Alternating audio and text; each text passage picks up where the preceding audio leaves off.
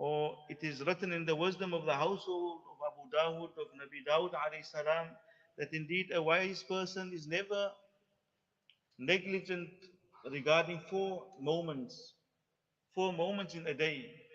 So a wise person, you always see that as his life goes through, as he lives every day, that there isn't a day where he does not spend these four moments.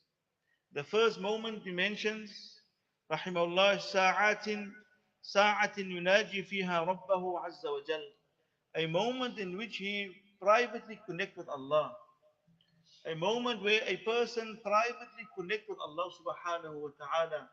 Where he makes time to converse and speak to Allah subhanahu wa ta'ala, speak and present his needs in front of Allah subhanahu wa ta'ala, praising Allah subhanahu wa ta'ala, making the dhikr of Allah, engage in worship of Allah.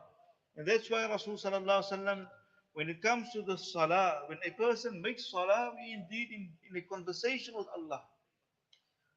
Even though we are in a conversation with Allah, but many times we are so negligent and we are so unmindful that while we are in the conversation with Allah, our mind is somewhere else.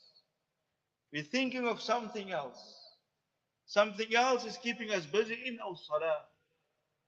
So the first thing he mentions that there shouldn't be a day where we don't make time for Allah, where we engage in private conversation with Allah. And it shouldn't be that the only time when I engage in private conversation with Allah is when I'm in need of Allah. It shouldn't be only when things are difficult in my life, now I turn to Allah. And as soon as things goes easy again, I forget about Allah subhanahu wa ta'ala. That's why Rasul sallallahu alaihi wasallam says that in one narration, that remember Allah in good times, and Allah will remember us in difficult times. But the problem is we remember Allah in difficulty, but when ease come along, then we forget about Allah subhanahu wa ta'ala. So he mentioned there shouldn't be a day, a moment, a day that we are not engaging in private conversation with Allah.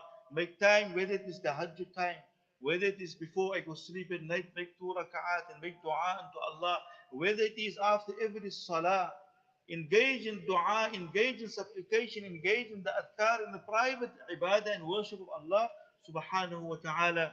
And then secondly, he mentioned, وَسَاعَةٍ يُحَاسِبُ فِيهَا نَفْسَهُ. And secondly, there shouldn't be a day where that person doesn't take account of himself. Every day you should take account of himself. That how did I live the day? How was my day? How much good deed did I do? What evil did I do? What sins did I commit for the day? So every day you should take account of himself, like how those of us who are in business, at the end of the day we count our profits and how much money we've made. In the same manner we should do that when it comes to our deeds. That's why it's reported in the time of Umar radiallahu anh, there was a person, how he used to take stock of himself, he used to carry around a small little bag with white and black stones. And every time he commits a good deed, he will take out the white stone and will put it in another bag. And will take out, for every sin, he will take out the black stone. So the end of the day, you will see which is more, the black or the white. And then he will take himself to an account. So this is how we should take ourselves to an account. And that's why Umar radiallahu anhu, famous statement, to take yourself to an account before, one day we will stand in the court of Allah. And we will be taken to an account by Allah.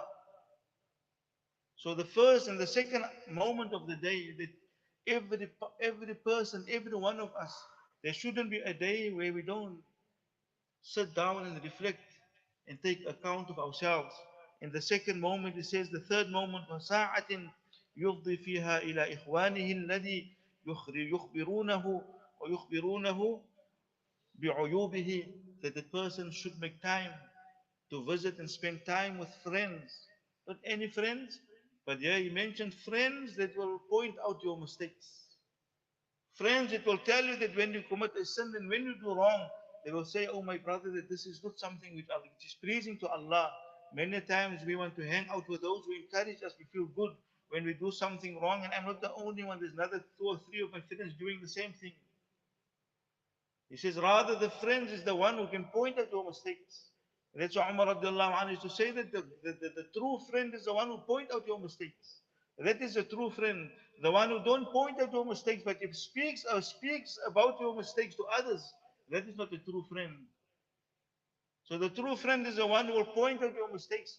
And he mentioned it, make time to sit with these friends.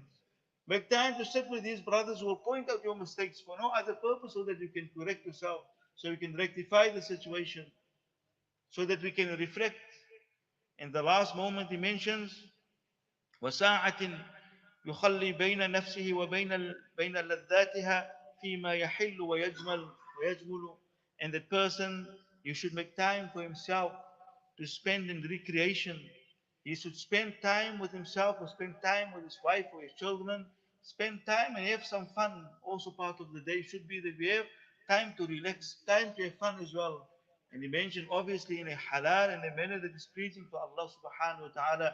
So whether you like fishing, you go out to enjoy an hour of fishing, or where you go swimming, or whatever sport you do, part of a day should be where a person relaxes and a person switches off.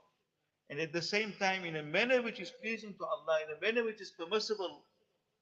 And so, my beloved brothers and sisters in Islam, we ask Allah to grant us, to make us of those that every day we should communicate with Allah. Whether it's tahajjud, private moment with Allah subhanahu wa ta'ala, every day we should be of those who take ourselves to an account.